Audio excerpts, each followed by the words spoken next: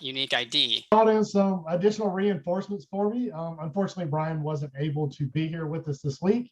So I've called in my colleague, Mark Whitby, who has actually worked in the 911 center. And as you can tell from that intro, I have not. So I didn't feel like I was going to be the best person to talk to you about what happens behind the curtain of a 911 center, but my buddy Mark can. So Mark, you did just have your slides up. You were going back and forth between your presenter slides and the regular deck. So if you want to pull those up and take it away, we can get rolling. I'm trying. No, you're good. It's up. It is? It was. It was. Okay, hold on one second. Whatever you just did, undo it. Yeah, there you go.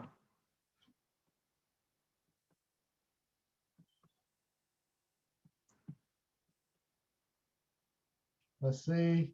Keep your fingers crossed. Somebody cross your toes. It's thinking, nope. Oh, this is the joys of virtualization. It allows us to all connect together at great events like WLIA, but every now and then we run into some technical difficulties, right? You know, regardless of how long we've been immersed in this environment, stay right there, Mark. All right, I'm not touching anything. It never happens. Something is bound to fail, but being in GIS and in public safety, we're used to thinking on our feet and reacting as such. So you're getting to see that play out real time. Exactly. All right, Mark, go ahead, sir. All right, well, thank you for being here in the last session of today. So you've hung in there, so we appreciate it. Like they introduced, Brian's unable to be on the call, so I'm filling in for Brian. Brian and I both worked in the PSAP for many, many years. So we want to give you the behind the scenes curtain, like think of the Wizard of Oz, right? Don't look behind the screen. Well, we want to kind of tear that down for you so you can learn a little bit about what goes on in the 911 center, but how we're using GIS data currently and how we're going to use it when NextGen really comes full force, per se.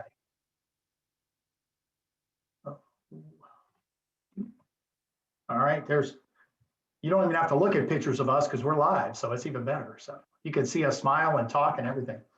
So before we really kick in, let's go through a couple of the acronyms. 911 is notorious for acronyms. And then we are adding in NextGen 911, which even adds new acronyms to us. So the ones on the left side of your screen are ones we use currently with our E911 systems. So a PSAP is a public safety answering point. You can have something called a primary PSAP that answers 911 calls. A secondary PSAP is where we transfer calls to. They don't answer the 911 call, but we can transfer them the information so they can dispatch their responders. NENA is the National Emergency Number Association, very prominent in helping us develop standards for NextGen 911. ABCO is the Association of Public Safety Communications Officials. They are very good at helping us develop training and standards for training in the operations of the 911 center. An MSAG is something I used to work with a lot and still do, is a master street address guide. And we're going to talk about that because it's used in our current 911 systems. And ALI is our automatic location information or identification, shows us on the 911 screen, the call taker's answer, where the caller is calling from, which is always good to know if you're sending responders. Some of the acronyms we're going to use in our presentation about NextGen is, of course, NextGen 911, ECRF, Emergency Call Routing Function. That's how we're going to route the call to the right place. But in NextGen, we're going to be using that core GIS data, which we really don't use right now. We use the MSAG and the ALI to do that. The LVF is the location validation function. It's going to pre-validate this GIS data to make sure, hey, if we have this address, can we find it in our data? And can we route the call to the right place? And then the EZNet is the Emergency Services IP Network. It's replacing our old camera trunks and analog circuits that we use in 911 now, and it's going to be all IP based. It's going to be a lot more redundant, a lot better for the 911 centers. So this slide is if you kind of look at it, you're like, oh, that's a lot of stuff. It's pretty simple. But this is how 911 works currently, all right? 911 and enhanced 911. So you have wireline landlines, You know, for those who still have a phone at their house, not a lot, but there are some that do. It goes through, when you pick up and call 911, it goes through a phone system, goes to an exchange and goes, okay, where do I need to go? Oh, they're calling 911, 3 digits. I need to route it over here. So it goes to what we call the selective router. So for that area, it could be Verizon or it could be AT&T, not a wireless phone, but a landline phone. And what it does is it does a dip into the alley and the MSAG, and it goes, okay, this phone number is associated with this address. What ESN does it belong to? Emergency service number. And that's the PSAP it goes to. So pretty easy, right? We've been doing this kind of routing since the 60s. Actually, 53 years ago, 2 days ago is when the first 911 call was made in Haleyville, Alabama. And then it ends up in the PSAP and the operator processes it. Well, in the 80s, we started getting cellular phones, right? We get cell phone towers, wireless calls. Well, we had to do things a little bit differently. So it goes to a mobile location identification system to say, okay, this is the tower. And then it looks at that tower and goes, okay, that tower has an ESN or a route to this PSAP, and then it routes. Well, then we started adding VoIP lines. So a lot of businesses start using VoIP lines, goes through the same sort of process. It goes through this validation to make sure, yes, it's valid. Which PSAP does it go to? And then the operator gets this information. When we get the information, most times we get maybe the address, if it's a landline phone, or we get the address of the tower, or we might get the VoIP caller actual address. And then a lot of times our systems go back out, do what they call a rebid to get more accurate information, especially with wireless, because we move into the next phase of wireless. So phase 2, I don't need to know where the tower is. I need to know where the caller is, right? And then once the operator gets that information, then it actually maps onto their CAD maps. Some agencies don't even have CAD maps. They'll use paper maps. And I did that in my career. I love paper maps because I could hold them. And that was really important to me, right? I kind of do that now when I read a book. I want to read a book, not have a Nook or an iPad or something like that. So you're going to see. Oh, go ahead, Drew. Mark, what's really great about this diagram is for most people that have not been in or around a 911 call center or been a call taker in their life, our misconception of 911 is pretty much the same, or our expectations of 911 is the same. As we dial 3 numbers, somebody picks up and somebody shows up to help me, right? But what we're seeing with this diagram is that there's this really intuitive, intrinsic, and sometimes complicated process for making sure that call that you've made gets to the right person that can provide assistance to you in the most efficient manner, right? And far too often, because it makes headlines, we see where there's been a failure in that process in some capacity, and that failure happens in the mid part of this diagram, sending the call to the wrong place or not sending enough information with the call. And for most of society, you don't get to see that aspect of what happens with a 911 call, right? And so that's kind of the purpose of why we're doing this presentation, is to show you that it's not as simple as dialing 3 numbers, hitting send, and somebody showing up, right? There's this educated guess that goes on right now, because as Mark is going to show you, there's more to the data side of 911 to help make decisions that I never knew about. Good point. And you know, back in the day when I first started as a call taker, it was all wire lines. We didn't have wireless yet. So it was nice that the caller's address popped up on my screen, but I still had to verify that because people move, right?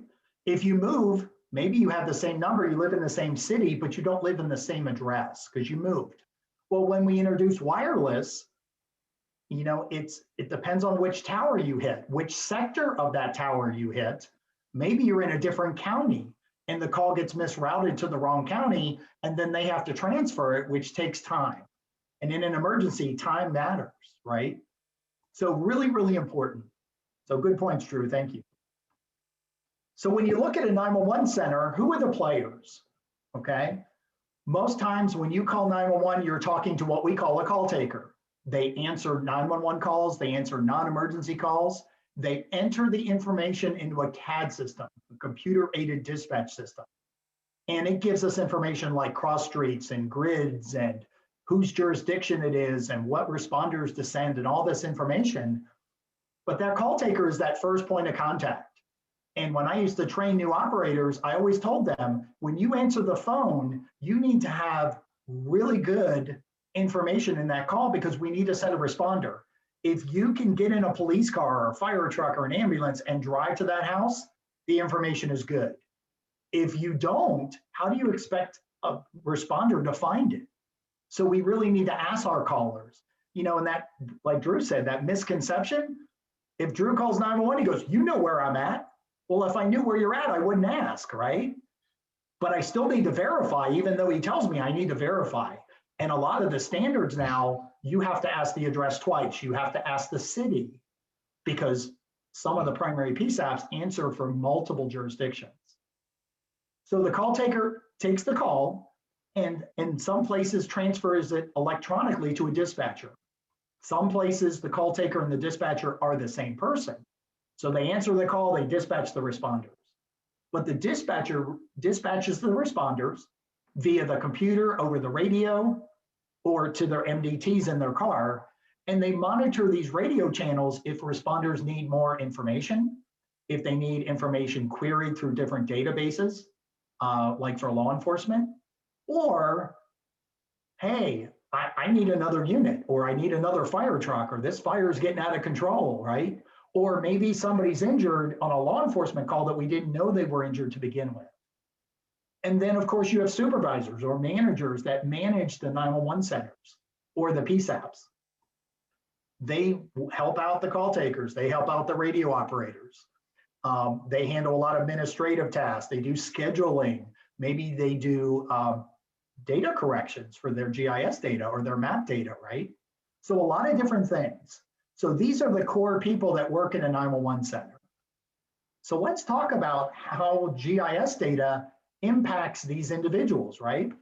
So as a call taker in current day, our calls are routed through the MSAG in the alley. Is that always accurate? No, it's not. I spent most of my career, about 21 years in the PSAP. My last 10 years, I started working with MSAGs and alleys and wireless providers and moved into GIS. That information is not that accurate. So we're always updating it. We want to route the calls to the right places. Paper maps are traditionally the maps that we use in the dispatch center. If we annex a new property, we take a yellow highlighter and highlight that house into our jurisdiction. Some places are lucky enough to have CAD systems that have maps that use GIS data. Sometimes our phone systems have CAD maps. But maybe they're using Google Street View, right? Or some third-party map, maybe they're using an Esri base map. It doesn't have all of our stuff on it. And as a workaround for location accuracy, we have a company called Rapid SOS that's helping out. And they're actually able to get the data from the wireless provider and provide it more accurately to the dispatcher.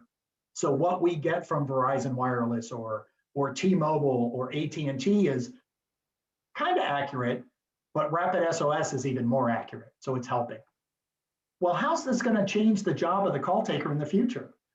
Well, first of all, we're going to be using local GIS data. We're going to be using highly accurate, hey, this is where this park is. Maybe Esri or Google Street View don't know where that park is, but our local data does. Our CAD and GIS maps are going to be more integrated.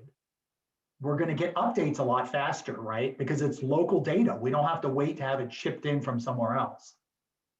And the location in NextGen 911 is going to come with the call. We're still going to verify it because we want to make sure we have it right, but it's going to come with the call, so it's going to make responding a little bit quicker, which is an awesome thing because seconds save lives. Well, what about for the dispatchers? Well, dispatchers sometimes use paper maps, or maybe they'll have a map that's coated in plastic, and we use markers on it where the fire truck is, right? or where the officers are set up on a perimeter.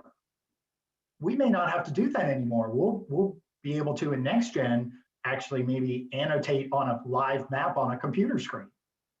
AVL is another good one. Some agencies are starting to use AVL, but is our GIS data really good enough to support which direction a street goes? What the speed limit is on that road?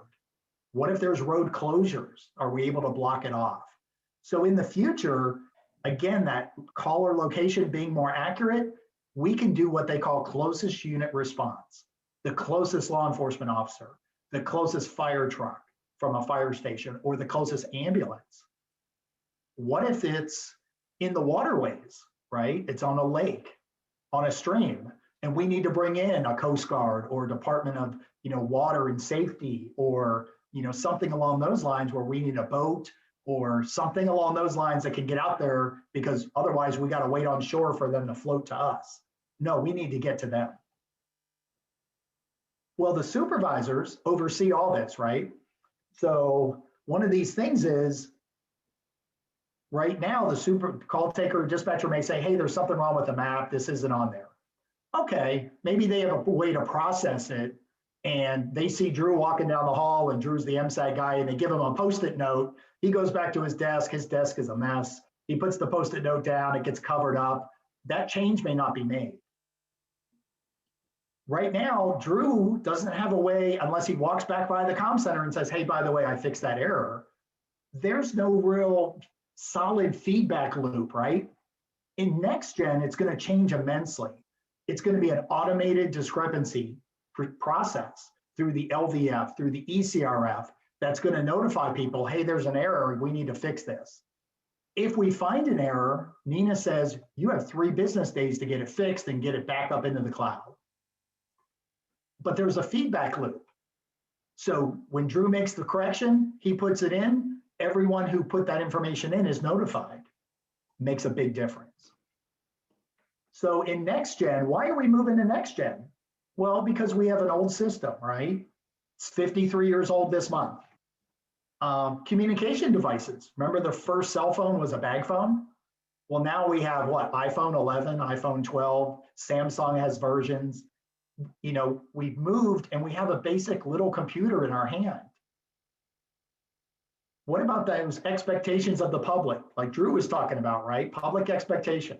If you watch NCIS, McGee can find anybody. You put in a cell phone number, he knows exactly where you are. He knows if your phone is on, he knows when your last text was. 911 doesn't have that. That's TV, that's not realistic. And our analog systems are expensive, they're hard to maintain, and it's hard to find parts right now. So it's kind of crazy. Unless you want to buy them on eBay, right? Hopefully they still have them.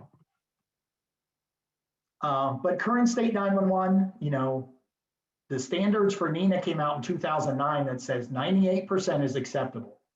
Well, what if you have 10,000 addresses in your jurisdiction?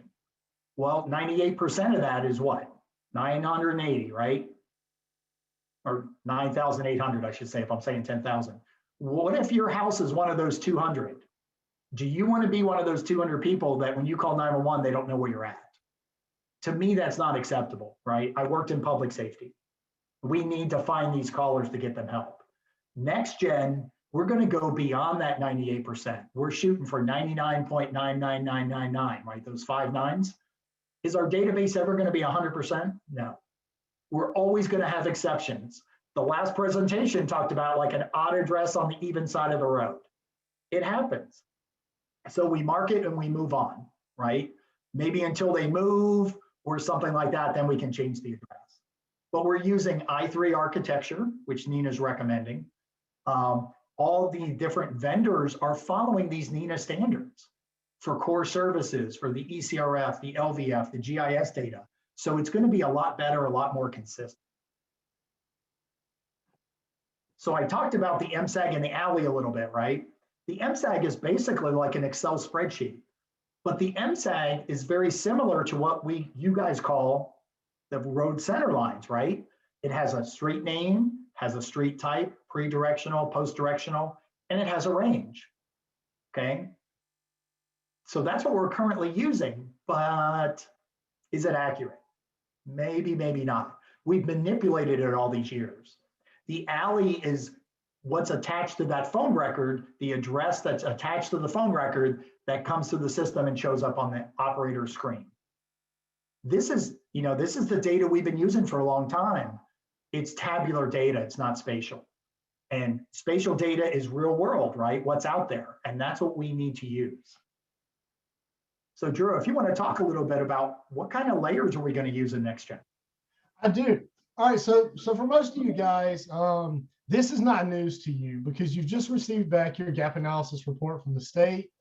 So you're familiar with the PSAP boundaries, road center lines, emergency service boundaries, address points, and provisioning boundaries that are being used as the primary data sets for next generation 911. And they're your primary data sets because this is what's required to perform geospatial call routing, which can only happen in the NextGen 911 environment. But did you know that as you transition into the NG 911 environment, your 911 authority is going to become the responsible party for coordinating with local addressing authorities and data providers to provide the best possible data that you can.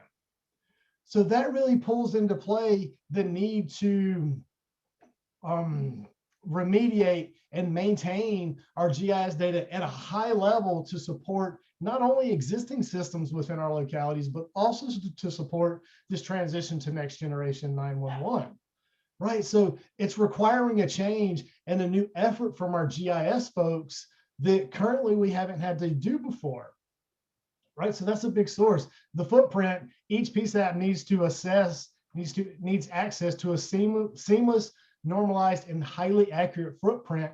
That's your PSAP boundary.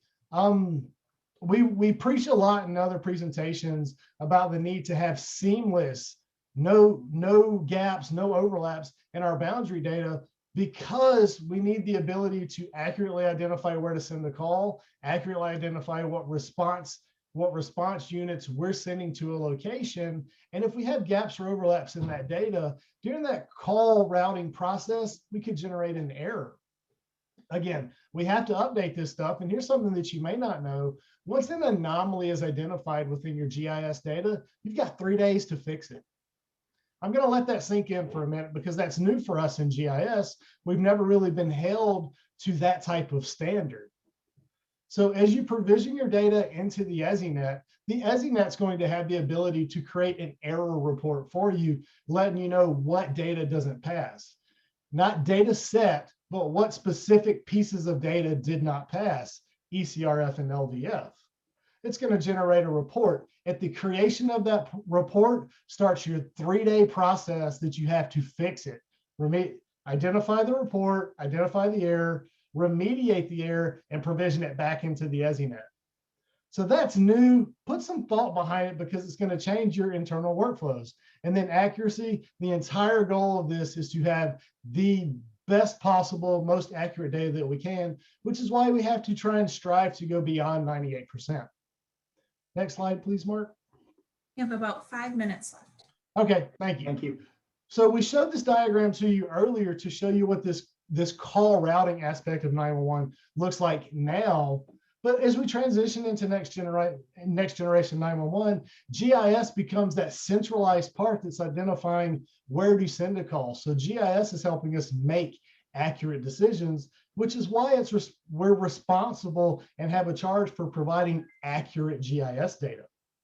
So that's why GIS is important in this conversation. It's not just the hardware and software at your CAD center. It's not just the starting point that a gap analysis creates, but it's the ability to get data to where it needs to be above 98% synchronization and accuracy to support the decision-making process of geospatial call routing, and then having the ability to maintain it there.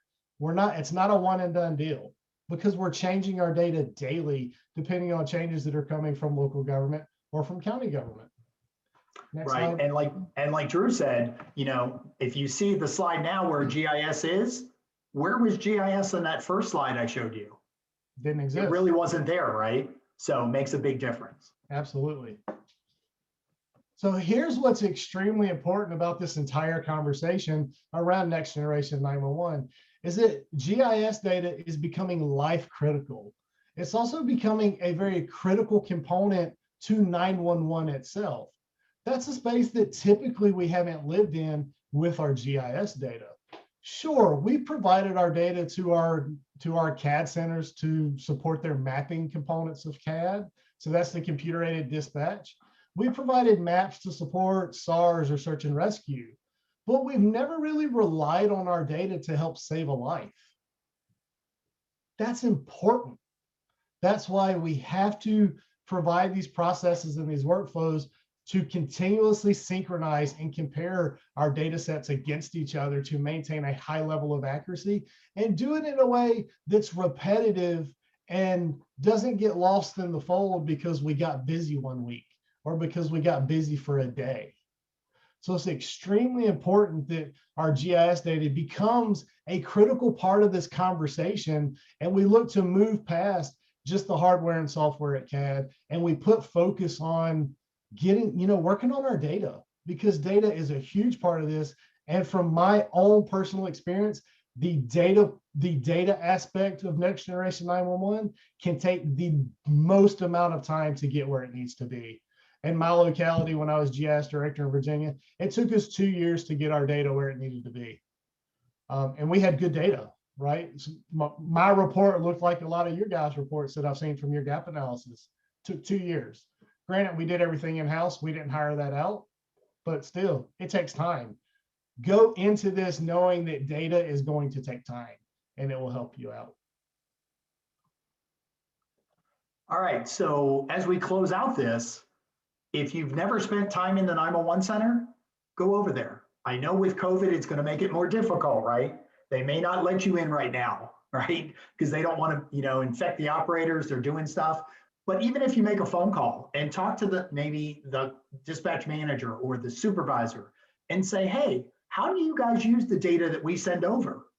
What would you like to see that maybe we don't have? Maybe it's a layer with waterways or railroad tracks or park and recs, or where's the dog park, right? Or maybe they have a layout of, okay, here's a park, but there's a soccer field, a tennis court, and a baseball field. Well, that would be nice to have as an operator. So if somebody calls, I can kind of direct the responders in. So go ahead, and then when things get better, invite them to your office so they can kind of see, once you get notified of an error, what process it takes for you in GIS to fix that. And then maybe you guys can work a lot better together and share thoughts of ideas. Hey, maybe we can get this. Would this be helpful for you guys? Oh yeah, if you can get us that, that'd be great. Let them have it.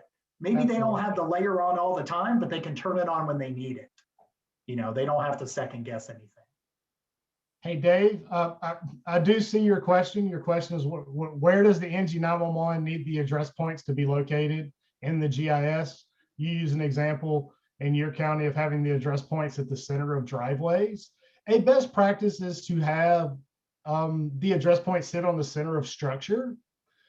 A point that's sitting on the center of a driveway, I'm assuming that's at the ingress egress where your driveway meets a major thoroughfare, would be considered, in my opinion, an access point, and would be great for rural areas where the house is not visible from the road. So you might want to consider having an access point as well as a structure point in your GIS data. And please feel free to reach out to me or come see me in room C in the exhibit hall. I'm happy to go into further detail about this with you. All right, any other questions? Thank you so much, Drew and Mark. All right, well, thank you. Yep, thank you, Laurel. Thank you, Kim. And thanks for the question, Dave.